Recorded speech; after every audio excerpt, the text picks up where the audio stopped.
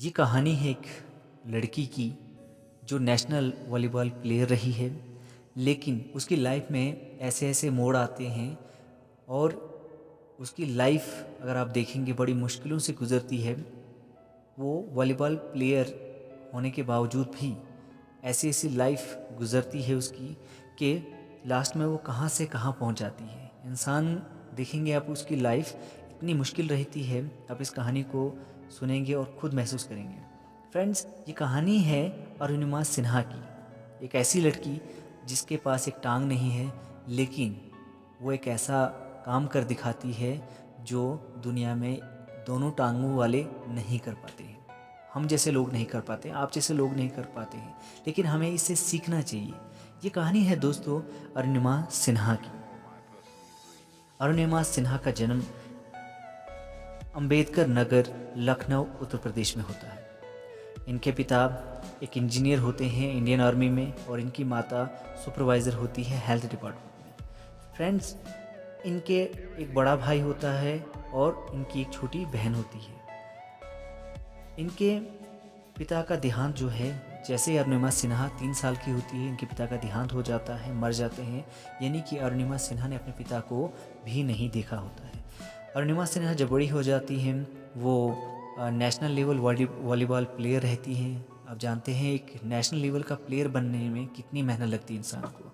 तो ये एक नेशनल वॉलीबॉल प्लेयर बन जाती है। उसके साथ साथ ये जॉब के लिए अप्लाई करती हैं, CISF central industrial security force की जॉब के लिए अप्लाई करती हैं।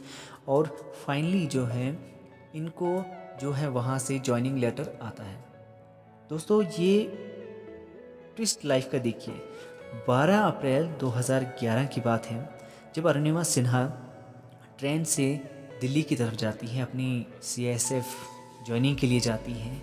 तो ट्रेन में उनके साथ एक ऐसा हादसा हो जाता है। कुछ लुटेरे उनके गले में जो सोने की चैन होती है उसे खींचना चाहते हैं, लेकिन अरुणिमा सिन्हा एक स्पोर्ट्समैन थी, और आप जानते हैं स्पोर्ट्समैन की स्पिरिट इतनी होती है, वो उस चैन को नहीं लेने देती है। लेकिन देखिए उन लुटेरों ने क्या किया जाता है, लुटेरे क्या करते हैं, लुटेरे उस लड़की को जब वो चैन नहीं देती है तो उसको ट्रेन से बाहर धकेल देते हैं। फिर क्या होता है, देखिए बदकिस्मती पे बदकिस्मती। जैसे ही अरुणिमा सिन्हा उस ट्रेन से बाहर गिरती हैं, तो दूसरी ओर से आ रही ट्रेन अरुणिमा सिन्हा की एक टांग काट देती है। फ्रेंड्स, उस लड़की के साथ क्या होता है, वो उस ट्रेन पर उस रास्ते पे गिरी होती है, उस पटरी पे गिरी होती है। और अरुणिमा सिन्हा खुद कहती है कि जब मैं उस ट्रेन से गिरी नीचे, तो न जाने मेरा उसके होश उड़ जाते हैं, और जैसे दूसरी ट्रेन आती है उसकी टांग कट जाती है। तो अरुणिमा सिन्हा कहती है कि जैसे ही मैंने अपनी टांग की ओर नज़र की, तो मैं देखती हूँ अपनी जीन्स से वो जो टांग है लटक रही होती है नीचे, यानी कि कटी हुई टांग उसने देखी अपनी। तो अरुणिमा सिन्हा कहती हैं कि जब मेरी टांग नीचे कटी हुई नज़र आती है, तो कहती हैं कि रेलवे ट्रैक पे चूहे होते हैं, बड़े बड़े चूहे आपने देखे होंगे, तो वो चूहे आके उसकी टांग को और काटने की कोशिश करते हैं। देखिए इंसान जब लाचार हो जाता है तो क्या हालत हो जाती है उसकी। तो अरुणिमा सिन्हा को जो है कुछ लोग वहाँ से उठा के हॉस्पिटल ले जाते हैं, और हॉस्पिटल में उसका जो है ट्रीटमेंट शुरू हो जाता है। तो फ्रेंड्स, अरुणिमा सिन्हा कहती हैं कि जब मुझे हॉस्पिटल लिया जाता है, तो हॉस्पिटल से दूसरे हॉस्पिटल में शिफ्ट किया जाता है, तो वहाँ पे जो एनेस्थीसिया का जो डॉक्टर होता है, यानी कि जो इंसान को बेहोशी की कुछ दवा देता है, तो वो अवेलेबल नहीं होता, क्योंकि अरुणिमा सिन्हा का ऑपरेशन होने वाला होता है। तो वो अवेलेबल नहीं है। इंसान जब तक बेहोश नहीं होगा तो उसका ऑपरेशन कैसे किया जाएगा। लेकिन देखिए बदकिस्मती पे, मैंने कहा बदकिस्मती और बढ़ जाती है। तो वो डॉक्टर अवेलेबल नहीं होते, तो डॉक्टर आपस में डिसाइड कर रहे होते हैं कि अरे भाई, हम ऑपरेशन तो करें, लेकिन कैसे करें, क्योंकि हमारे पास एनेस्थीसिया का डॉक्टर है ही नहीं जो इंसान को बेहोश करता है। और अगर इसकी टांग काट लेते हैं अभी, तो इसको बहुत बड़ा पेन होगा, शायद ये मरना चाहे।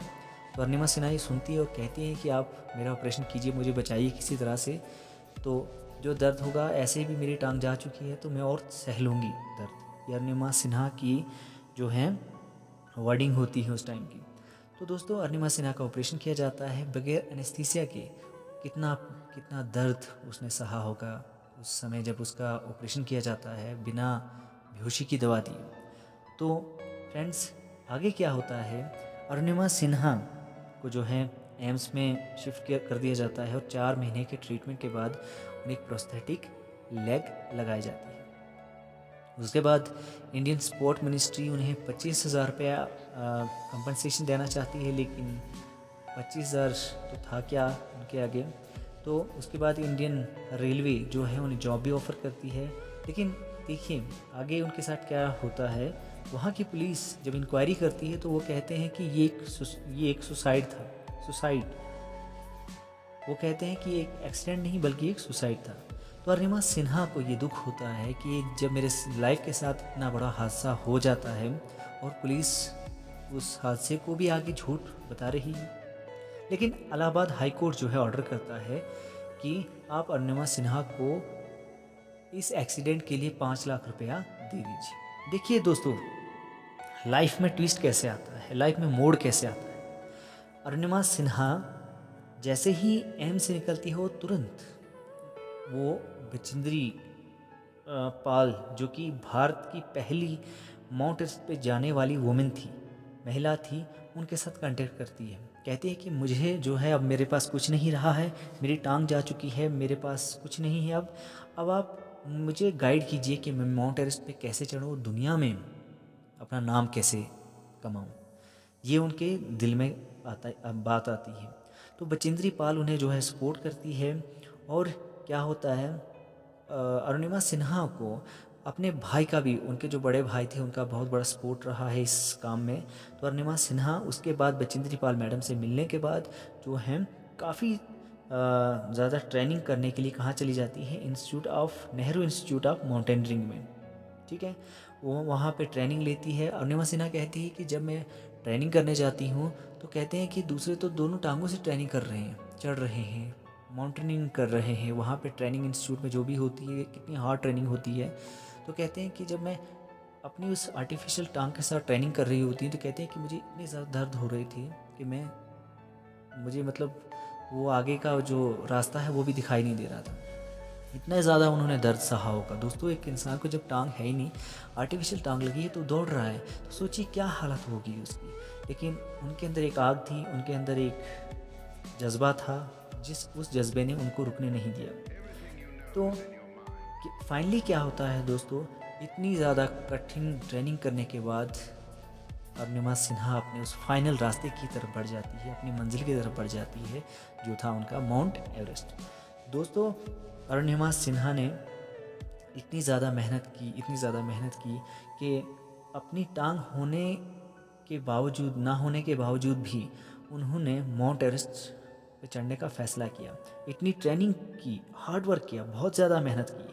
और फ्रेंड्स, अल्टीमेटली 52 डेज़ उनको लग जाते हैं अपना समिट कंप्लीट करने में। तो फाइनली 17 घंटों में उन्होंने माउंट एवरेस्ट को क्लाइंब किया 10:55 AM में। 21 मई 2013 में उन्होंने माउंट एवरेस्ट को फतेह कर लिया। दोस्तों, हिंदुस्तान का झंडा उन्होंने माउंट एवरेस्ट पे लहरा दिया।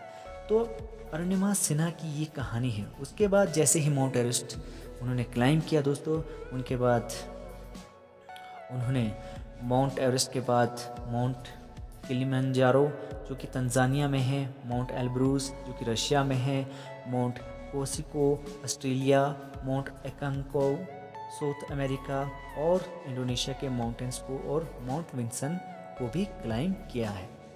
फ्रेंड्स, जैसे ही उन्होंने ये सभी क्लाइंबिंग की, माउंट एवरेस्ट क्लाइंब किया, उनको जो है भारत का पद्मश्री अवार्ड 2015 में दिया जाता है। इसके बाद उनको Tenzing Norway national adventure award 2015 में दिया जाता है। उसके बाद उनको फर्स्ट लेडी अवार्ड से भी सम्मानित किया जाता है। दोस्तों, ये कहानी थी अरुणिमा सिन्हा की। तो फ्रेंड्स, एट लास्ट मैं यही कहना चाहूँगा कि हमारे पास सब कुछ है, हमारा शरीर तंदुरुस्त है, स्वस्थ है, लेकिन हमें ऐसी लेडी से सीख लेनी चाहिए कि जिसके पास अपना शरीर भी पूरा साथ नहीं दे रहा था, लेकिन उन्होंने अपने उस कमियों को, अपनी कमज़ोरियों को अपना हौसला बनाया और ऐसा बहुत बड़ा काम कर दिखाया। तो दोस्तों, लास्ट में यही कहना चाहूँगा कि अपनी स्ट्रेंथ को जो है कमज़ोर मत होने दीजिए और ऐसे लोगों से सीख लेनी चाहिए। तो फ्रेंड्स, अगर आपको हमारी स्टोरी अच्छी लगी तो हमारे चैनल को सब्सक्राइब कीजिएगा और ज़्यादा से ज़्यादा शेयर कीजिएगा अपने दोस्तों में और हमें सपोर्ट कीजिएगा। तो फ्रेंड्स, नेक्स्ट वीडियो तक, टिल देन, बाय बाय।